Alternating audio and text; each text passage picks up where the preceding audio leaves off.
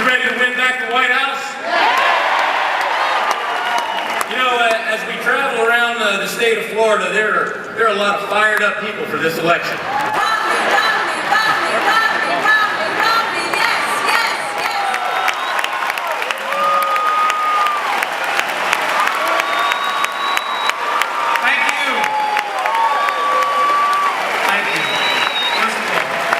A few moments ago, you guys were chanting Marco. I appreciate that you didn't say Polo. Thank you very much. It's great to be here with you guys, such distinguished folks like Connie Mack, who will in about 6 days become my colleague in the United States Senate if you do your part. And with Jeb Bush as an example, you look up the words leadership and there's a picture of him in the dictionary. He led this state for 8 years in an extraordinary way, and we're so honored that he now lives here with us in this community and is still doing great things, especially on education reform, Governor. Thank you. Tenemos una enorme oportunidad de crear un nuevo futuro para este país de prosperidad económica, que es realmente lo que motiva a nuestra comunidad. Una comunidad de personas que cada día salen a trabajar y a sacrificar para que sus hijos y sus nietos tengan las oportunidades que ellos no tuvieron. Eso solamente va a ser posible si Mitt Romney es el próximo presidente de los Estados Unidos.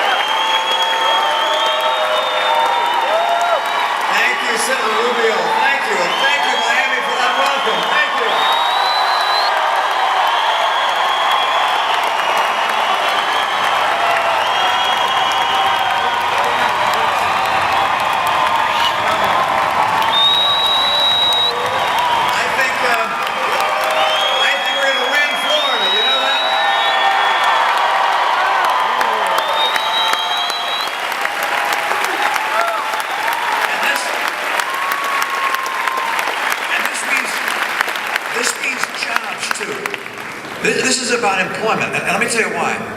If you're an entrepreneur and you're thinking about starting your business, and you're wondering whether to risk your life savings starting a business, or if you're a major corporation and you've been entrusted with the resources of other people, and you wonder where to invest them, if you think America is headed towards Greece, or Italy, or Spain, with an economic crisis ahead, then you're less likely to invest in starting a new business and hiring people. And so people pull back, and that's what you're seeing happening all over this country. Companies, very large and very small, are pulling back, holding on to see what the future holds. So one more reason to do what we have not been willing to do for these last decades, and that is balance our budget, is to create more jobs. My priority is fiscal solvency and creating jobs for the American people with higher take-home pay. I want small business to grow and thrive, add more jobs. Small businesses create about 2/3 of the jobs in America, have over the last 15 years. But small businesses have felt just crushed over the last several years. And one of the reasons for that is how much taxes people pay in business. I was with a guy in St. Louis who has a small business that has 4 employees. And he calculated how much of his earnings go to the government in his business. He first took a look at the federal taxes, income taxes, then the federal payroll taxes, then the state income tax, then real estate tax, then gasoline tax. And when he added all that up, over half of what he was making was going to government. And he said, think about this. You take a risk to start a small business, most likely it won't succeed. Most small businesses don't make it. But you take a risk, and if you're lucky enough to be successful, then the government wants more than half of what you make. And as a result of that, you have a lot of small businesses that aren't getting started. As a matter of fact, today, the startup of small businesses is at a 30-year low. We need to make business once again want to invest, grow in America. Why? Because we want the jobs and the rising take-home pay. Let me tell you, the future's bright. This country is unlike any other in the world. We're an entrepreneurial, innovative, creative, dynamic people. Immigrants come here from all over the world with skill and ambition and a desire, as Marco said, for a brighter future for their children than even they've enjoyed. And that spirit of optimism and hope propels our economy, and that in turn gives us a brighter future for our kids and, of course, builds a military second to none in the world. These things all work together. And I'm confident that what drives America is the character and heart of the American people. And I've seen people over my lifetime who have that spirit. Can-do, entrepreneurial, make it happen, enthusiastic, optimistic people. I was serving as a leader in the Boy Scouts of America some years ago. And some scouters here. Good. And this was at a court of honor. For those who don't know what that is, that's where you give the Eagle Scout Award or other awards to scouters. And it was a Formica table at the front of the gymnasium, and I was seated at the end next to the flagpole.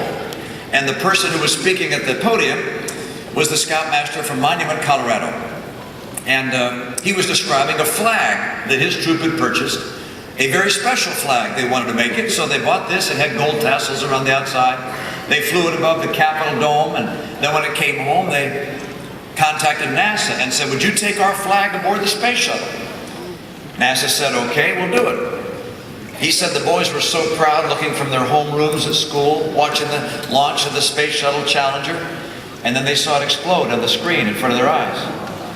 And he said he called NASA and asked them if they'd found any remnant of their flag.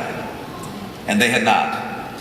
And then he called again and again and again over weeks, but still no remnant of the flag. And then sometime months later, he saw an article in the paper that listed the debris from the Challenger crisis, Challenger disaster, and it mentioned something about a flag. So he contacted NASA, and they said, in fact, we have a presentation to make to your boys. So NASA came together with the Boy Scout troop, he said, and presented them with a plastic container. And he said, we opened it up, and there was our American flag in perfect condition.